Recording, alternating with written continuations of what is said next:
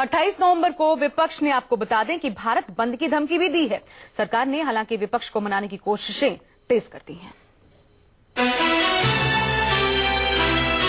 नोटबंदी ने मोदी सरकार की मुसीबतें बढ़ा दी हैं। सड़क से लेकर संसद तक विरोधी पार्टियों ने मोदी सरकार को घेरने में कोई कसर नहीं छोड़ी है।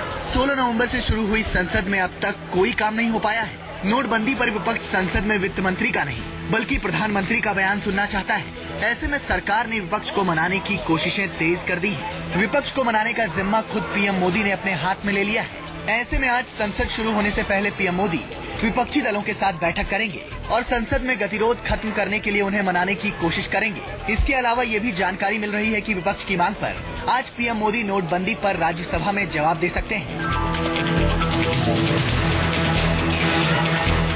इससे पहले कल पीएम मोदी सदन में मौजूद रहे, लेकिन बहस शुरू नहीं हो पाई क्योंकि पेंच इस बात पर फंसा है कि बहस किस नियम के तहत हो। सहमति बहुत मुश्किल नहीं, लेकिन सियासी हकीकत ये है कि अरसे बाद विपक्ष को प्रधानमंत्री को अपने फैसले के लिए निशाने पर लेने का जबरदस्त मौका मिला है।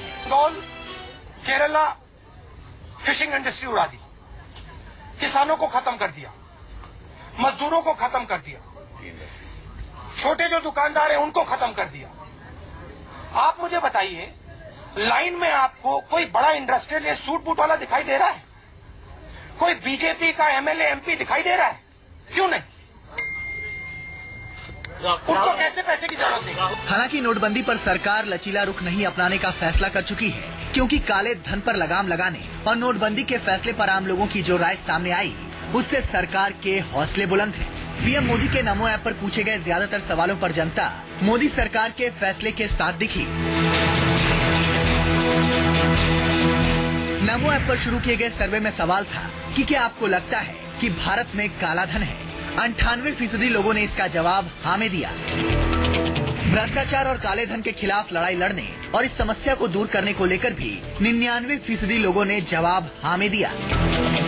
साथ ही काले धन की समस्या से निपटने के लिए सरकार द्वारा उठाए गए कदमों को 90% लोगों ने अच्छा बताया।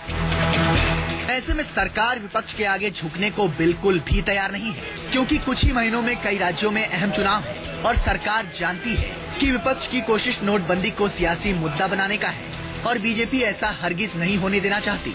इसलिए बीजेपी ने सभी सांसदों को कह दिया है कि अपने तरीके से नोटबंदी के फैसले को डिफेंड करें। थोड़े ही दिनों में आम जनता की समस्याएं खत्म हो जाएंगी और संसद में विपक्ष के तेवर भी ढीले पड़ जाएंगे। Bureau report, news 24।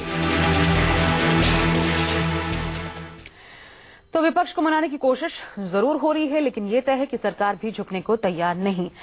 और उधर अगर अभी तक आपने बता दें आपको कि 1000 और अपने 500 के पुराने नोट जो थे वो नहीं बदले हैं, तो फिर आज इनका इस्तेमाल जरूर कर लें, क्योंकि आज के बाद ये नोट न तो पेट्रोल पंप पर चलेंगे, ना ही मेट्रो में, ना ही इनसे सरकारी अस्पताल का आप बिल चुका पाएंगे।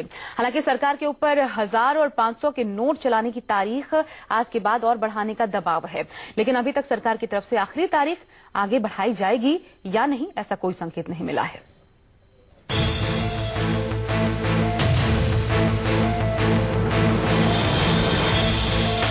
अगर आपके पास भी 1000 और 500 के पुराने नोट अभी तक पड़े हुए हैं, तो आज आपके पास आखिरी मौका है। आप इन नोटों को पेट्रोल पंप, मेट्रो, सरकारी अस्पताल, रेलवे स्टेशन या फिर बिजली पानी का बिल भरकर इस्तेमाल कर सकते हैं। लेकिन अगर आज आपने पुराने नोटों का इस्तेमाल नहीं किया, तो आज के बाद ये नोट किसी काम के नहीं बचेंगे, क्योंकि पुराने नोट चलाने की आखिरी तारीख आज है और आज रात के करीब 12 बजे से ये नोट कागज बन जाएंगे। ऐसे में सरकार पर एक बार फिर इन नोटों को चलाने की आखिरी तारीख को आगे बढ़ाने का भारी दबाव है। 8 नवंबर को नोटबंदी के बाद इन नोटों को चलाने की तारीख 14 नवंबर थी, लेकिन दबाव के चलते सरकार ने 10 दिन बढ़ाकर ये तारीख 24 नवंबर कर दी थी। लेकिन अब ये तारीख आगे बढ़ाई जाएगी या नहीं, सरकार की तरफ से अभी तक कोई संकेत नहीं मिले।